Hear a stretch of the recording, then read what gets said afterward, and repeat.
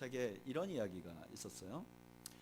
선교사님께서 어떤 지역에 가셔서 이제 열심히 선교를 했어요. 그런데 그 이 선교사님이 선교한 지역이 이슬람교를 믿는 사람들이 많은 지역이에요. 그냥 거의 다 이슬람교를 믿는 지역에 가서 선교사님이 열심히 선교를 했어요. 그래서 몇 명의 개종자를 얻었습니다. 몇 명의, 아주 적은 숫자의 몇 명의 개종자를 얻어서 참 마음의 기쁨을 갖고 있었는데, 그 개종한 분 중에 한 분, 예수님을 믿은 분 중에 한 여자분이 어느 날 선교사님을 좀 뵙자고 고민이 생겼다고, 그래서 그러면 와서 이제 고민이 뭐냐고 이렇게 들어보니까 이 자매인데, 이 자매는 어떤 분이냐면은 이 선교사님에 의해서 예수를 믿으신 거예요. 그런데 이분은 자기 집에서 남편이 부인이 4명 있어요. 근데 그 중에 이 부인이 3번째 부인이에요.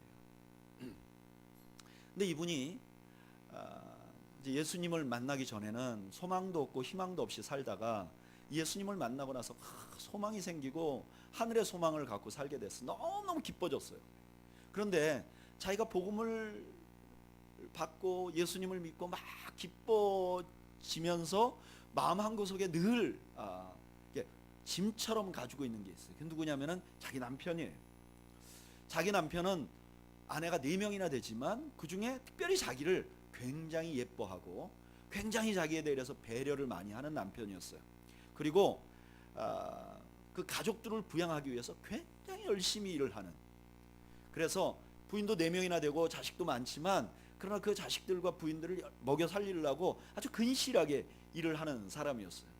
그래서 이 자매가, 나는 예수 믿고 천국 가는데 내 남편은 저렇게 고생을 하는데 예수를 믿지 않으니까 결국 나중에 죽으면 돌아가시면 지옥 갈 거 아닌가, 내가 저 남편에게 복음을 전해야 되겠다, 이런 마음 먹게 됐어요. 그런데 복음을 전하면, 만약에 복음을 전하잖아요. 그래서 이 남편이 예수를 안 받아들이면 어떻게 되느냐, 이 문제 굉장히 심각해지는 거예요. 만약에 안 받아들이면 틀림없이 그 사실을 안 남편은 자기를 쫓아낼 거고, 무슬림 국가에서 여자가 집에서 그냥 쫓겨남을 당한, 그러니까 남편이나 혹은 사별해서 남편은 죽었지만 장성한 남자 아이, 그러니까 아들에 의해서 보호받지 못하면 이 여자는 아무나 데려가고 아무나 쉽게 다뤄도 된다는 그런 의미가 있어요. 그러니까 생활도 못하고 잘못하면 길거리의 여인이 될 수도 있는 거예요. 아직 젊은데. 반대로 내가 복음을 전해서 남편이 예수를 믿으면 그 순간부터 이 남편은 조그만 사업을 하고 있었는데 사업을 할 수가 없게 돼요. 왜냐하면 그 마을이 전부 다 이슬람교 무슬림 마을인데, 거기서 남편이 그 사람들과, 동네 사람들과 좋은 관계를 맺으면서 사업을 해왔는데 딱 사업이 끊어지는 거예요. 그리고 그 남편의 친가에서 따돌림을 당하고 아마 호적에서 파버릴, 또 아주 심한 경우에는 중간에 이렇게 개종을 하면 개종한 사람을 살해하는 그런 사람들도 있었어요. 그래서 이 자매가 선교사님에게 물어보는 거예요. 내가 내 남편에게 복음을 전해야 될까요? 이거를 안 받아들여도 내가 위험하게 되고, 받아들이면 저 사람한테 틀림없이 고난이 올 텐데 이거를 복음을 전해야 될까요? 말아야 될까요? 이렇게 물어봤어요. 여러분 어떻게 하면 좋을까요? 제가 한번 우리는 교회 성도들에게 한번 투표를 한번 해보겠습니다. 그래도 복음을 전해야 된다고 생각하시는 분 한번 손 들어보세요. 그래도 복음은 전해야 된다. 네, 아마 그 정도 되면 좀 그냥 살도록 놔두는 게 낫지 않겠냐? 그런 분 한번 손 들어보십시오.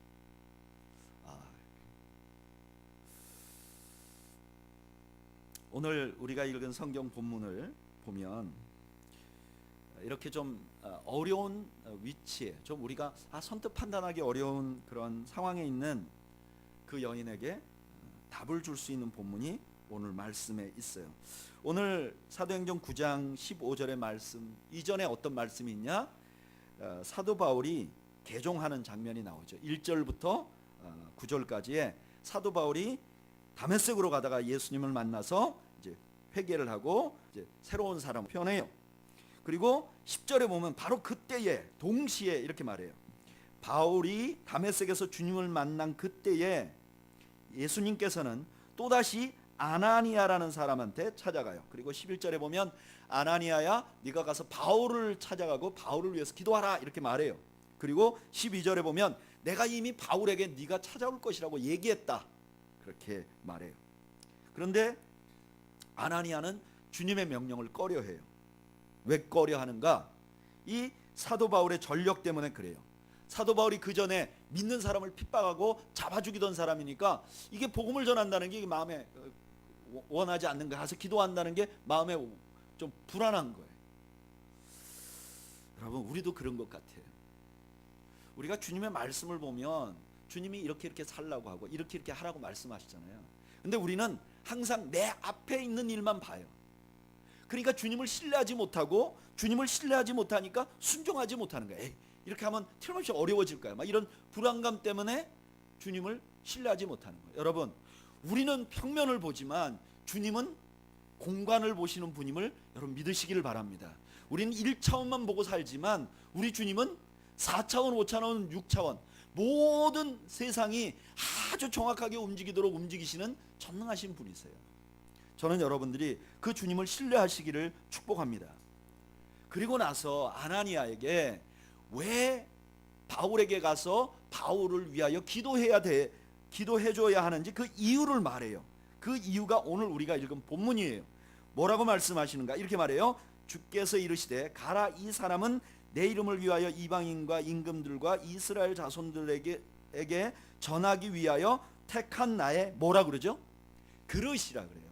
여기 택한 그릇이라는 것은 어떤 의미가 있냐면은 이 사람은 내가 특별한 목적을 위하여 쓰려고 작정한 존재다, 이런 의미가 있어요. 그러니까 좀 더 쉽게 말하면 이 사람은 특별한 사명이 있는 사람이라는 거예요. 그러니까 네가 가서 기도를 해줘야 된다는 거예요. 그러면 사도 바울에게 어떤 특별한 사명이 있었나? 어떤 특별한 사명이 있었길래 예수님께서 아나니아에게 가서 기도하라고 말씀하셨는가? 오늘 본문에 보면 두 가지 사도 바울의 사명을 말해요. 오늘은 이 두 가지 사명이 무엇이고 어떤 의미가 있는지를 함께 살펴보면서 은혜를 나누려고 해요. 첫째, 저를 따라 하시죠. 복음을 전하는 것입니다. 오늘 15절 말씀 다 같이 한번 읽어볼까요? 시작. 주께서 이르시되 가라, 이 사람은 내 이름을 위하여 내 이름을 이방인과 임금들과 이스라엘 자손들에게 전하기 위하여 택한 나의 그릇이라. 아멘. 이 사람의 첫 번째, 사도 바울의 첫 번째 목적은 뭐냐? 복음을, 예수님의 이름을 전하는 것이었어요. 바울은요 실제로 그렇게 살았어요. 오늘 본문에서 예수님께 이 사명을 받은, 이런 예언을 받은 바울은 20절에 보면 이렇게 말해요. 즉시로 각 해당에서 예수가 하나님의 아들이심을 전파하니. 사도 바울은요 눈 딱 멀었었는데 눈 딱 뜨자마자 예수님이 하나님의 아들이라고 증거하기 시작했어요. 시작부터 예수님을 증거한 거죠. 뿐만 아니라 29절에 보면 바울이 예루살렘에 가요. 예루살렘에 가서도 어떻게 했는가? 또 주 예수의 이름으로 담대히 말하고 헬라파 유대인들과 함께 말하며 변론하니 그 사람들이 죽이려고 힘쓰거늘. 사도 바울이 어떻게 했느냐? 예루살렘으로 들어간 다음에 또 복음을 전했어요.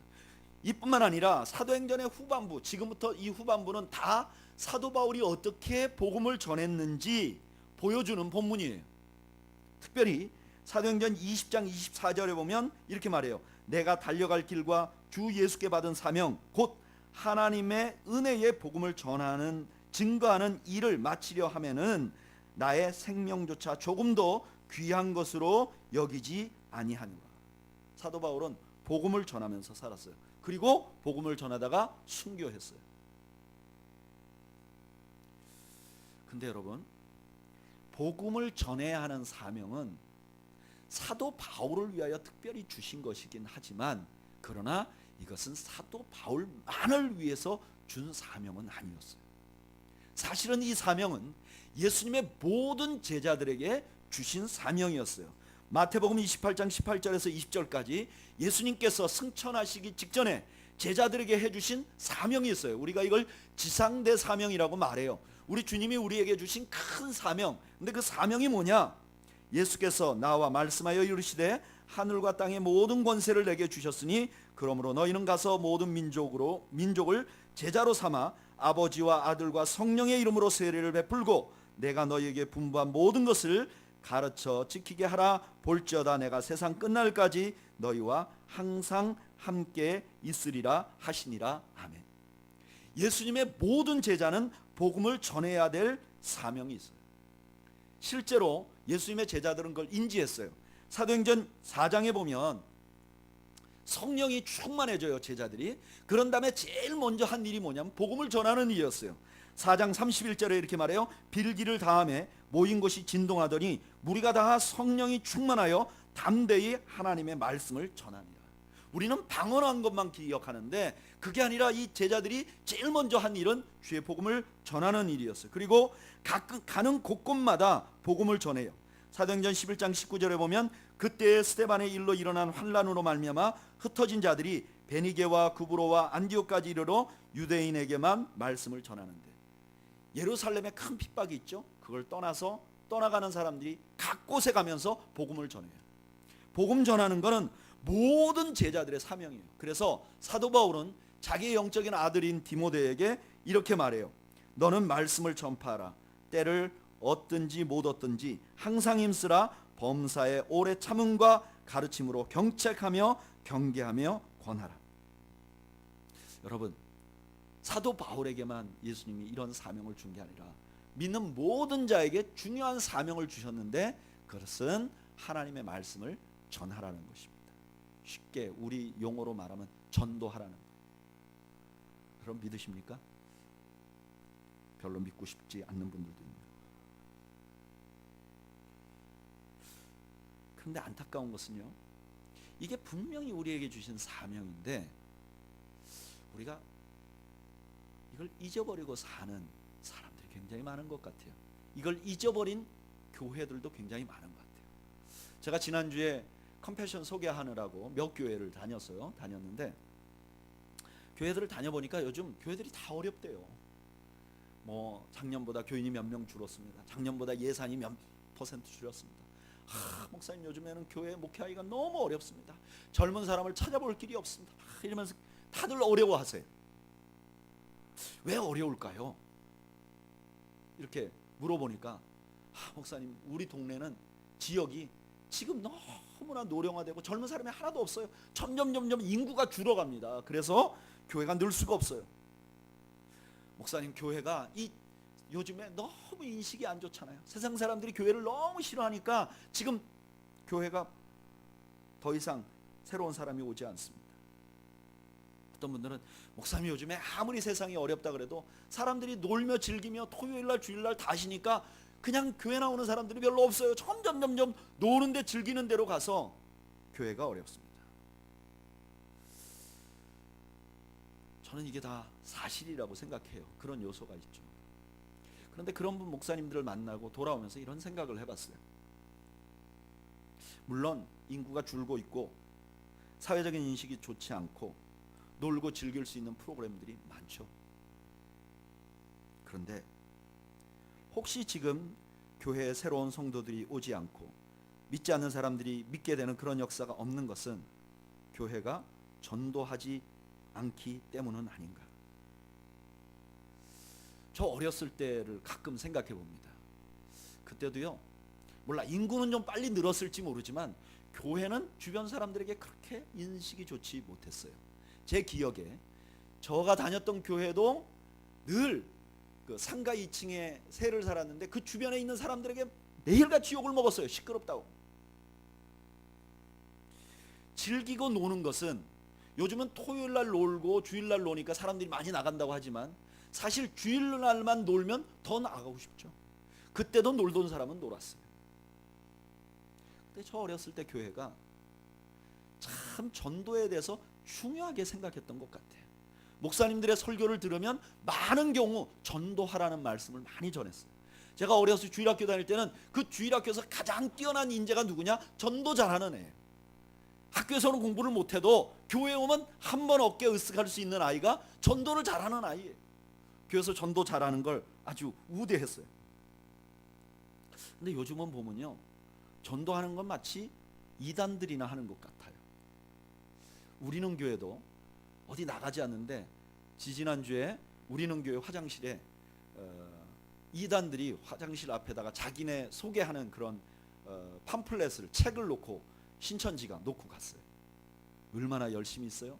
우리같이 9층에 있는 데를 찾아가지고 교인도 몇 안 되는데 화장실에다가 자기네 책을 놓고 갔단 말이에요. 혹시 화장실에 간 사람이 그거 보고 마음 변하라고. 여러분, 전도는 이단들만 하는 게 아닌 것을 믿으시기를 바랍니다. 저는 우리는 교회가 전도를 회복하기를 축복해요. 전도는 한 부서의 일이 아니고 우리 전체가 해야 될 사명이에요. 이거는 우리 개인적으로도 마찬가지예요.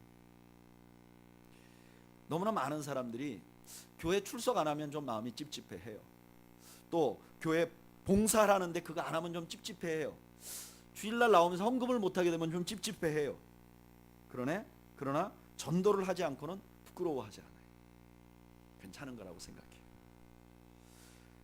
여러분, 우리 믿는 사람들의 중심 사명은 무엇이냐? 복음을 전하는 것임을 여러분 믿으시길 바라요. 그리고 우리가 언젠가 주님 앞에 섰을 때 여러분들의 자랑거리는 여러분들이 전도한 사람들이 될 거예요. 우리 성경을 한번 찾아볼까요? 데살로니가전서 2장 19절.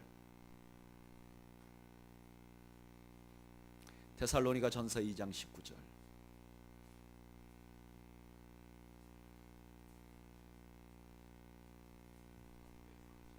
(330페이지) 신약 330페이지 읽어볼까요? 데살로니가전서 2장 19절.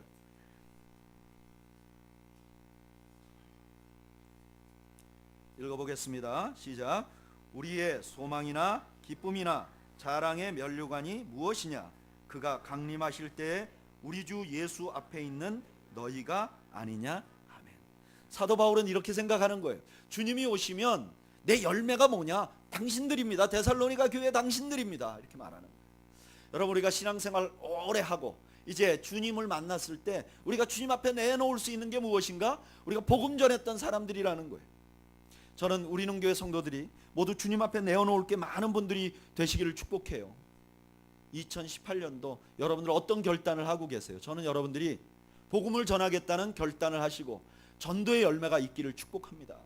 여러분들 주변에. 이게 사도 바울에게 준 첫 번째 사명이에요. 근데 두 번째 사명은요, 너무나 많은 사람들이 인지하지를 못해요. 이게 두 번째 사명인지. 그리고 너무나 놀라운 사명이에요. 무엇인가? 16절 한번 읽어볼까요?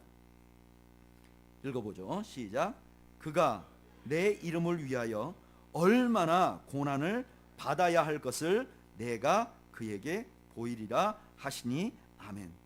사도 바울에게 하나님이 주신 두 번째 사명은 무엇이냐면, 저를 따라 하시죠. 예수님의 이름을 위하여 고난을 받는 것입니다. 첫 번째 사명은 우리가 다 이해가 돼요. 복음을 전하는 거 우리가 다 알고 있어요. 근데 두 번째 사명이 있는데 그것이 무엇이냐면은 예수님의 이름을 위하여 고난을 받는 것이. 실제로 바울이 이 사명을 받자마자 전도했던 것과 똑같이 바울은 이 사명을 받자마자 고난을 당해요. 여러분 23절 24절 말씀에 보면 이렇게 말해요. 여러 날이 지나매 유대인들이 사울 죽이기를 공모하더니 그 계교가 사울에게 알려지니라. 그들이 그를 죽이려고 밤낮으로 성문까지 지키거늘. 사도 바울이 예수 믿고 복음을 전하자마자 어떤 일이 생겼냐면은 그를 죽이려는 사람들이 생겼어요. 고난 가운데 있게 됐어요. 그러나 이거는 시작에 불과했어요. 바울의 인생에는 수많은 고난이 닥쳐왔어요. 고린도후서 11장 23절에서 27절까지 사도 바울이 그 자신의 삶에서 일어난 수많은 고난에 대해서 이렇게 말해요. 그들이 그리스도의 일꾼이냐? 정신없는 말을 하거니와 나는 더욱 그러하도다. 내가 수고를 넘치도록 하고 옥에 갇히기도 더 많이 하고 매도 수없이 맞고 여러 번 죽을 뻔하였으니 유대인들에게 40에 하나 감한 매를 5번 맞았으며 3번 태장으로 맞고 1번 돌로 맞고 3번 파산하고 일주야를 깊은 바다에서 지냈으며 여러 번 여행하면서 강의 위험과 강도의 위험과 동족의 위험과 이방인의 위험과 시내의 위험과 광야의 위험과 바다의 위험과 거짓 형제 중에 위험을 당하고 또 수고하며 애쓰고 여러 번 자지 못하고 줄이며 목마르고 여러 번 굶고 춥고 헐벗어내라. 예수님을 만나고 나서 사도 바울의 인생은 고난투성이었어요. 그리고 마지막 또 어떻게 됐느냐? 복음 전하다 투옥됐고 그 다음에 십자가에 죽었어요. 여러분, 예수 믿는 자의 사명 중에 하나가 주님을 위하여 고난을 당하는 거예요. 그런데 이것은 사도 바울에게만 준 게 아니라 우리 모두에게 주신 사명이에요. 우리 성경을 한 곳 찾아 읽어보죠. 누가복음 14장 27절에서 30절. 누가복음 14장 27절에서 30절.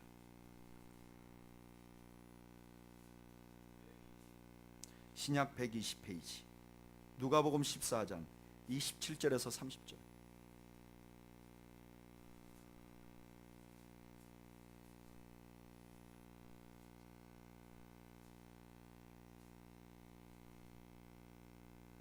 (27절부터) 읽어보죠. 시작. 누구든지 자기 십자가를 지고 나를 따르지 않는 자도 능히 내 제자가 되지 못하리라. 아멘. 잘 보세요. 예수님께서 제자들에게 이렇게 말해요. 누구든지 자기를 따라오려고 하는 사람들은 자기 십자가를 지라. 십자가는 고난이에요. 고생하면서 따라와야 된다는 거예요. 주님 따라가려면. 그런데 그 다음 말씀이 놀라워요. 28절부터 읽어보죠. 시작.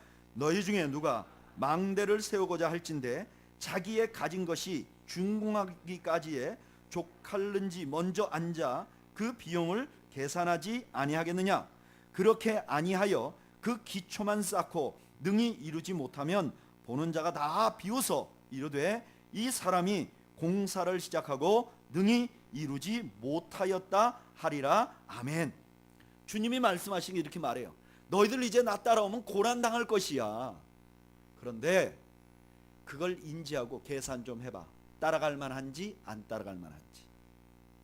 고난을 각오할 생각을 하고 그게 얼마나 내 인생에 피해가 올지 다 따져봐. 그리고 계산해보고 괜찮으면 따라와. 실제로 예수님을 따르는 사람들은 고난을 당했어요. 히브리서 11장 36절에서 38절에 보면 예수님을 따르던 믿음의 조상들이 어떻게 살았는가. 또 어떤 이들은 조롱과 채찍질뿐만 아니라 결박과 옥에 갇히는 시련을 받았으며 돌로 치는 것과 톱으로 켜는 것과 시험과 칼로 죽임을 당하고 양과 염소의 가죽을 입고 유리하여 궁핍과 환난과 학대를 받았으니 이런 사람은 세상이 감당하지 못하느니라. 그들이 광야와 산과 동굴과 토굴에 유리하였느니라.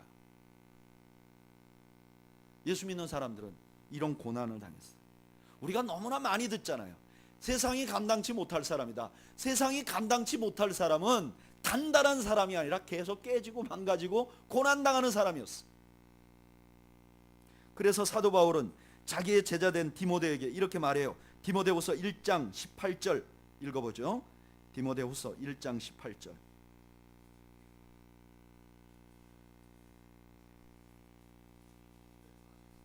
(344)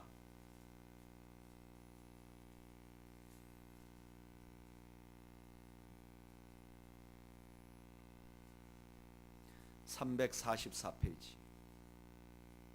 디모데후서 1장 18절.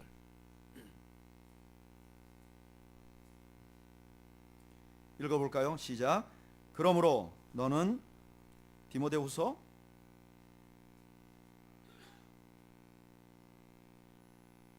구절이 달라요? 디모데후서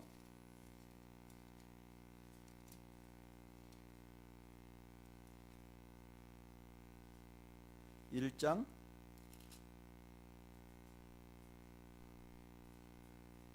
8절. 네, 그렇죠.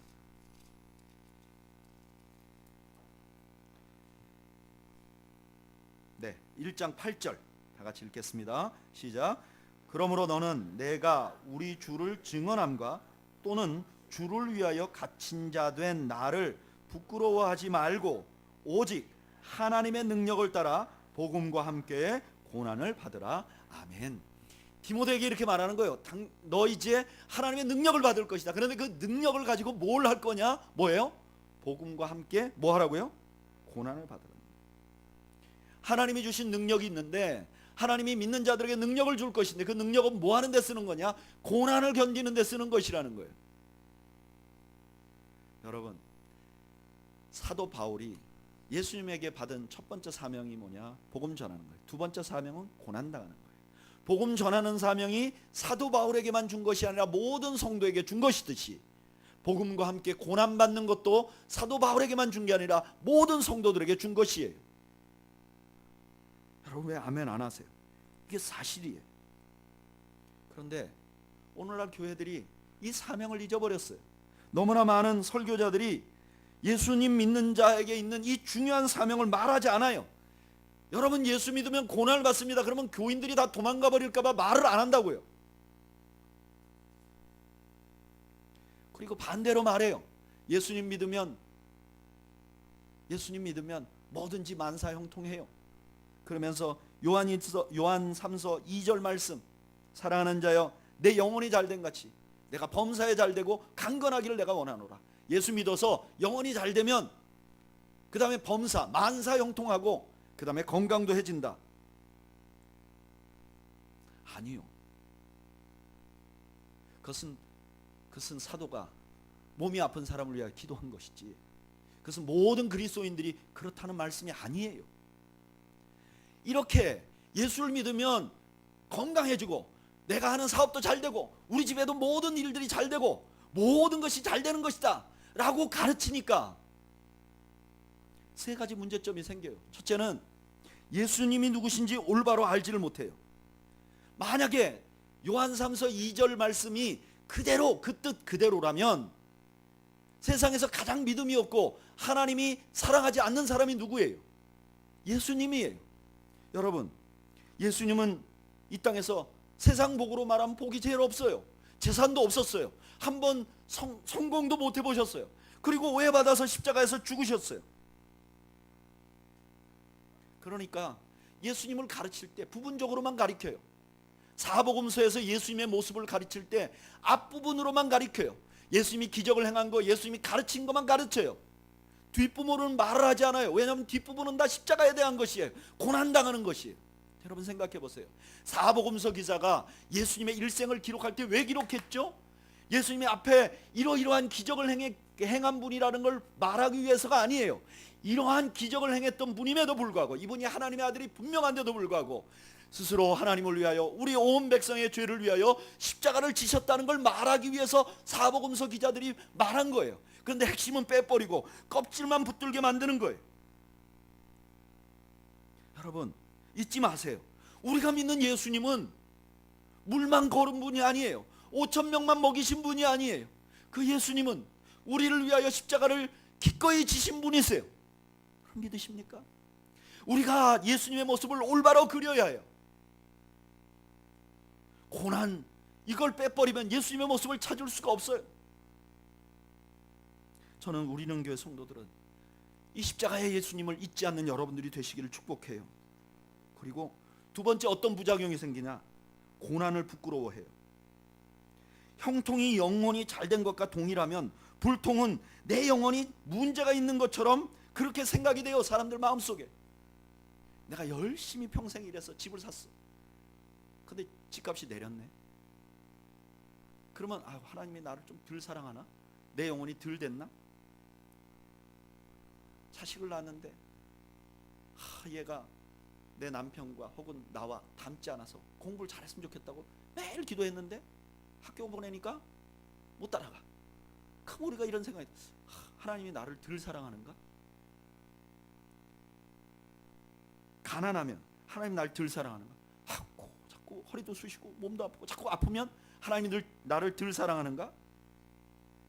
심지어 고난이 오면 주님이 나를 버린 것 같은 생각이 드는 거예요.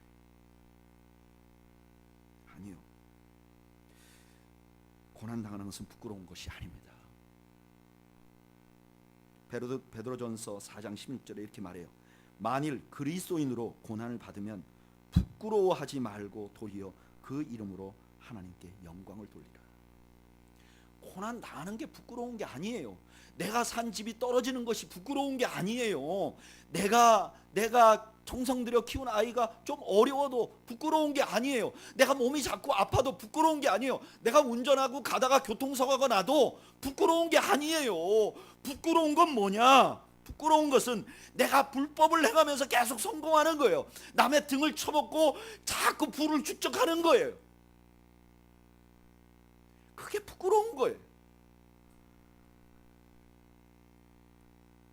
저는 여러분이 고난을 부끄러워하지 않는 여러분들이 되시기를 축복합니다. 고난은 부끄러운 게 아니에요. 주님을 따라가다 당하는 고난은 부끄러운 게 아니에요. 제가 이 말씀을 준비하면서 성경을 쭉 이렇게 찾아보니까 부끄러워하지 말라는 말이 어마어마하게 많더라고요. 사도 바울이요, 제자들에게 계속 말해요. 내가 감옥에 갇혀 있는 걸 부끄러워하지 마세요. 여러분들이 어려움 당하는 걸 부끄러워하지 마세요.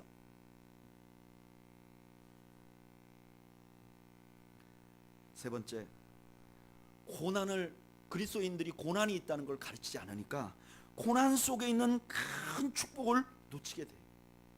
여러분, 고난은 사명이기 때문에 이것 자체는 우리가 견뎌나가는 게 쉽지 않아요. 그러나 이 안에는 하나님의 엄청난 은혜가 있는 거예요. 마치 우리가 복음 전하는 것이 사명이잖아요. 이거 쉽지 않다고요. 그런데 복음 전하는 것 안에 하나님의 축복이 숨어 있듯이 고난을 겪는 것 안에도, 우리가 예수님 믿기 때문에 당하는 어려움 안에도 하나님이 주신 축복이 있어요. 근데 고난을 다 버리다 보니까 이 축복까지도, 진정한 의미의 축복까지도 다 버리게 되는 거예요. 여러분, 고난을 당하면 어떻죠? 고난을 당하면 우리가 주님 찾게 돼 있어요. 마가복음 4장에 보면 아주 재밌는 사건이 일어나요. 제자들이 예수님과 함께 그 바다를 건너가요. 예수님 배 타고 건너가자. 예수님이 그 낮에 얼마나 많이 사람들을 가르치고 치료하고 그래서 예수님은 완전히 넉다운이 되셨어요. 그래서 배 고물 있는 데다가 베개를 베고 주무시고 계시는 거예요. 바다 항해하는 거죠. 그런데 그 제자들은 모두 그 바다에 능숙한 사람들이었어요. 물도 잠잠하고. 이분들이 예수님 자는지 안 자는지 자기네끼리 좋고 얘기하고. 근데 갑자기 풍랑이 불어요. 그래서 성경 그대로 표현하면 뭐라 그러냐면, 큰 물이 배를 치고, 그리고 그 물이 배 안에 가득하게 됐다 그랬어요. 그러니까 그때 이 사람들이 어떻게 하느냐? 예수님을 깨워요. 그리고 이렇게 말해요. 우리가 죽게 된 것을 돌보지 아니하시나이까. 고난이 오면 주님 앞에 가까이 가요. 고난은 우리가 주님 앞에 가까이 가게 할 수 있는 저러의 축복이에요. 그리고 여러분 아세요? 거기서 예수님이 일어나셔서 풍랑을 잠잠하게 하시잖아요. 그러니까 제자들이 깜짝 놀래요. 우리 주님이 누구신가? 저분이 누구시길래 저렇게 바람과 바다도 저분에게 순종하는 거? 새로운 주님의 모습을 알게 되는 거예요. 여러분, 우리에게 고난이 오는 것은 주님께서 가까이 오라는 사인이고 외침이신 줄로 믿으시는 여러분들 되시기를 바랍니다. 두 번째로, 이 고난은 우리가 주님을 닮게 만들어요. 여러분, 주님이 고난 당하신 분이에요. 고난이 하나도 없는 사람은 주님을 닮을 수가 없어요. 우리가 주님을 닮는다는 게 무엇인가? 여러분, 주님을 닮는다는 건 어떤 걸까요? 우리는 흔히 이렇게 생각해요. 주님을 닮는다는 것은 목소리도 거룩한 목소리를 대고, 누가 뭐라 그래도 하하하 하면서, 성경 물어보면 성경에 대해서 쫙 대답해주고, 하얀 고무신에 하얀 두루마리 입고 다니는 그런 삶이라고 생각해요. 근데 놀랍게도 성경은 다른 모습으로 주님을 닮아가는 걸 말씀하세요. 우리 모두 베드로전서 2장 21절을 한번 찾아보겠습니다.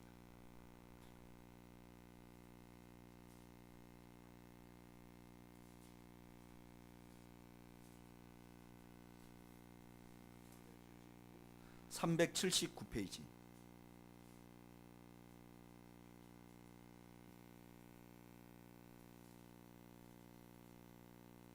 379페이지.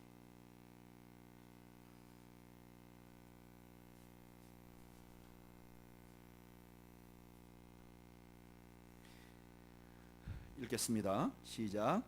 이를 위하여 너희가 부르심을 받았으니 그리스도도 너희를 위하여 고난을 받으사 너희에게 본을 끼쳐 그 자취를 따라오게 하려 하셨느니라. 아멘. 잘 보세요. 우리 예수님께서 우리를 위하여 고난을 받으셨어요.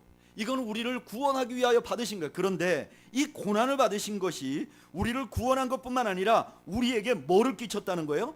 본이 되게 했다는 거예요. 이렇게 살라고 말했다는 거예요. 왜 그렇게 하셨는가? 그 자취를 따라오게 하려고 했다는 거예요. 예수님을 닮아가는 건 이런 거예요. 예수님을 닮아가는 거는 뭐 제자 훈련을 받고 뭐 성경을 암송하고 뭐 선교를 가고 그런 게 아니라는 거예요. 주님을 닮아간다는 것은 예수님 때문에 고난이 와요. 그런데 그 고난에 내가 낙심하지 않고 하나님이 나를 버렸구나 이렇게 생각하지 않고 또 그 고난 때문에 내가 망가지지 않고 그걸 견뎌내는 거예요. 그걸 견뎌내는 거예요. 그 고난 속에서 내가 잘못하지도 않았는데 주님 때문에 고난을 겪으면서 그렇게 고난을 겪다 보면 나도 모르는 사이에 누구를 닮아간다는 거예요? 예수님 닮아간다는 거예요. 예수님 닮아간다는 거예요. 여러분들의 삶에 고난이 있는 것을 감사하시기 바랍니다. 기회를 가진 거예요. 예수님 닮아갈 수 있는 기회를 가진 거예요. 내가 아무런 어려움과 고난이 없다면 난 예수님 닮을 수 없어요. 내가 어려움이 있어서 그래도 그 어려움 속에서 내가 할 수 있는 게 없어요. 그래도 내가 견뎌나가고 또 하루를 견뎌나가고 그런 동안에 나도 모르는 사이에 우리 주님 닮아간다는 거예요. 또 하나, 고난은요 여기가 다가 아니라는 것을 알게 해요. 만약에 이 땅에 고난이 하나도 없으면 여기 그냥 첫날 만날 살고 싶을 거 아니에요. 그러면 이 땅이 망할 때 우리도 같이 망하는 거예요. 그런데 이 땅을 살아가면서 고난을 겪으면 누구나 이 땅이 다가 아니라는 걸 알게 돼요. 언젠가 우리가 가게 될 천국을 소망하게 돼요. 이번 주간에 그 버지니아에서 저와 함께 이렇게 신앙생활하던 성도 하나가 저를 찾아왔어요. 이 친구는 저희 먼 친척 돼요. 우리 동성, 동본, 먼 친척 되는 친구예요. 근데 이 친구가 처음 미국으로 왔을 때는 굉장히 어려운 상황에서 왔어요. 그 미국의 큰 부잣집에 이렇게 어린 아이들을 돌보기 위해서 한국에서 대학을 졸업한 사람들이 애들 봐주는 로 오게 하는 그런 프로그램이 있었어요. 그러면 이렇게 오면 일주일 내내 애를 봐주고요. 그 다음에 토요일 주일날은 자기가 좀 자유해서 그때 공부도 할 수 있고 돈도 벌 수 있고 이런 프로그램이 있었어요. 요즘에도 있는지 모르겠어요. 근데 제가 그 프로그램이 있다는 걸 알았는데 그 프로그램으로 실제로 온 친구는 이 친구가 처음 봤어요. 근데 왔는데 그 주인하고 뭐가 좀 잘 안 맞아가지고 또 그 주인이 계약을 해지해서 얼마 있다가 한국으로 다시 추방돼 버렸어요. 근데 이 친구가 다시 유학 비자를 받아서 미국으로 다시 와가지고 공부하느라 죽을 고생을 했어요. 근데 몇 년을 고생 하다가 그 변호사가 됐어요 지금. 그리고 아주 멋진 신랑을 만나서 결혼도 했어요. 이번에 그래서 한번 만났는데 이렇게 얘기하다가 들어보니까 그 지난 몇 년 안에 그 집안에 아주 큰 일이 하나 있었더라고요. 그게 뭐냐면은 그 친구의 형제가 3명인데 오빠와 남동생 그리고 얘가 여동생이 여자 딸이에요. 근데 자기 오빠가 심장이 안 좋아서 갑자기 세상을 떠난 거예요. 부모님은 건강하시고 살아계시다. 그래서 급하게 온 가족의 건강검진을 해보니까 어머니 쪽도 아버지 쪽도 다 심장에 문제가 있는 집안. 근데 몰랐던 거예요 가족들이 아무도. 그래서 이 젊은 아이가 30대 중반에 갑자기 돌연사를 했어요. 그러니까 이 온 가족이 다 멘붕이 됐고 이 친구가 결혼해서 LA 살다가 거기서 막 그 오빠 돌아가신 것 때문에 막 너무나 힘들고 사람들도 못. 그래서 자기가 원래 살았던 버지니아로 이사 오자 그래서 아무것도 없이 버지니아로 이사를 갔다고 얘기를 하는 거예요. 그런데 이 친구가 참 묘한 말을 했어요. 이렇게 얘기하더라고요. 목사님, 저희 엄마 아빠 그리고 자기 남동생 모두 그렇게 편안하게 살지는 않았대요. 자기도 미국에 와서 그렇게 고생했잖아요. 그런데 그렇게 고생할 때 목사님이 설교를 하면서 하나님 나라를 바라보라, 천국을 소망하라. 그러면 그건 먼 얘기 같았다는 거예요. 자기는 한 번도 솔직하게 목사님한테 제자 훈련 받고 설교를 그렇게 많이 들었어도 천국을 간절히 소망해 본 적이 없다는 거예요. 그냥 젊으니까 그냥 천국에 있긴 있겠지. 그렇지만 그게 그렇게 피부에 안 와닿았다는 거예요. 그런데 오빠가 세상을 떠나는 충격을 받고 나서부터는 그렇게 천국이 사모가 된다. 내가 천국 가야지. 내가 천국을 바라봐야지. 그리고 더 큰 변화는 그렇게 천국을 바라보기 시작하면서 변화된 것 중에 하나가 뭐냐면은 자기 결혼한 남편하고의 관계가 너무 좋아졌다는 거예요. 남편이 아주 좋은 미국에서 아주 좋은 대학을 졸업했는데 이게 막 생활력이 막 이렇게 악착 같은 면이 없는 거예요. 그래서 직장을 다니다 쉬고 부인이 뭐 변호사니까 그냥 의지하고 쉬고 하는 거예요. 그래서 자기는 매일같이 그 남편을 쥐어짜서 뭔가 하게 만들어야지 막 짜대는 거예요. 근데 오빠가 세상을 떠나고 나서 자기 남편을 다시 보게 됐다는 거예요. 그리고 이 땅에 살면서 우리가 사는 삶이 영원한 게 아니라는 것을 알게 됐다는 거예요. 그래서 지금 그 조그만 아파트를 하나 사서 내외간에 사는데 그 주변에 있는 사람들은 다 그렇게 본대요. 아, 저분이 변호사고 저 남편도 뭐 뛰어난 엔지니어고 그래서 저기 어디 멀리 아주 큰 저택을 사놓고 일하느라고 조그만 아파트에서 그냥 편안하게 사는 중이다. 다들 그렇게 본다는 거예요. 근데 자기는 아니라고 말 안 한대요. 왜냐하면은 자기 진짜 집이 어디 또 하나 있기 때문에 그래. 영원한 천국에 소망이 생겨서 그 천국 바라보니까 그 다음에는 자기 남편에게 참 너그러워졌다는 거예요. 너그러워졌다는 거예요. 그리고 자기 자신도 그 변호사 개업해서 막 애쓰다가 그거 그만두고 다른 사람이 개업해놓은 데 가서 같이 일하는데 파트너로 일하는데 너무너무 좋고 그래서 누가 어려운 사람 이렇게 사무실에 찾아오면 자기가 더 도와주려고 그런다 그랬어. 놀라운 건요, 그 애가 제가 20대 초반에 봤나 그랬는데 안 이쁜 애였어요. 들어가지 않아야 되는데 안 이쁜 자매, 안 이쁜 애. 20대인데도 불구하고 이렇게 아주 넉넉한 이름. 근데요, 지금 이제 걔도 30대 후반에 39인가 그래요. 근데 제가 지금 보니까 얘가 약간 귀부인 티가 나는 거예요. 그래서 제가 그랬어요. 야, 너 뭐가 뭔지 모르지만 너 분명한 건 너 얼굴이 굉장히 달라졌다. 너 얼굴이 평안이 생겼다. 여러분, 천국을 바라보는 삶은요, 우리 인생을 송두리째 바꾸는데 고난은 우리를 천국 바라보도록 만들어주는 거예요. 그래서 제가 그 친구한테 그랬어요. 야, 너 오빠 세상을 떠나는 건 너무 마음 아프다. 그 아버님이 얼마나 힘들었을까. 그러니까 아버지가 저하고 뭐 사촌쯤, 뭐 8촌쯤, 9촌쯤, 뭐 한 12촌쯤 하여튼 뭐 친척이에요. 근데 얼마나 아프겠냐. 근데 분명한 거는 너희 가족이 그 고난을 통한 아픔, 그 아픔으로 얻을 수 있는 은혜를 너희가 누리고 있다. 여러분, 예수 믿으면 고난이 없다고 말하는 것은 거짓말이에요. 그게 나쁠 뿐 아니라 제가 말한 이 엄청난 축복을 누리지 못하도록 만들어요. 사랑하는 여러분, 예수 믿는 사람은 예수 믿는 것 때문에 고난을 각오해야 돼. 그래서 우리는 고난이 오면 고난을 물리치기 위해 기도해야 될 것이 아니고 그 고난을 잘 견뎌내고 이겨내도록 그 안에서 이 사명을 잘 감당하도록 기도해야 될 것이에요. 제가 이 말씀 준비하면서 책을 좀 읽었는데 필립 얀시가 쓴 내는 주의 영광을 보내라는 책이 있어요. 근데 그 책에 이런 말을 해요. 자기가 중국에 있는 크리스천들을 만났는데 이 사람들이 그때 옛날에 막 고난을 당할 때 이 필립이 한스가 그랬대. 얼마나 고난스러우세요. 그래서 자기가 이렇게 고난을 당할 때 어떻게 기도하세요? 이 고난을 이기기 위해서 어떻게 기도하세요? 그렇게 물어봤다. 근데 이 중국 성도들이 놀랍게도 이렇게 말해요.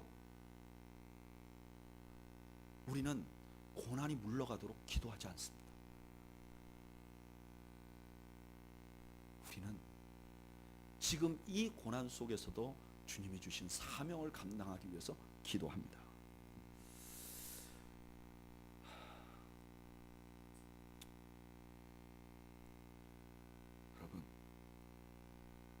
여러분 고난 당하고 계십니까? 부끄러워하지 마시기 바랍니다. 부끄러워하지 마시기 바랍니다. 그리고 이것이 사명이라는 사실을 잊지 마시기 바랍니다. 처음으로 돌아갈까요? 다시 한번 여쭤보죠. 그 이슬람교에서 예수를 믿은 그 자매는 자기 남편에게 복음을 전해야 할까요? 말아야 할까요? 왜 그렇죠? 고난이 사명이기 때문에. 저는 우리는 교회 성도들이 이 두 가지 사명을 우리가 가지고 있다는 걸 잊지 않기를 바랍니다. 여러분 복음을 전하시길 바랍니다. 고난이 있으면 잘 견디시기 바랍니다. 낙심하지 마시기 바랍니다. 소망을 잃지 마시기 바랍니다. 우리 함께 기도할까요? 우리 잠시 눈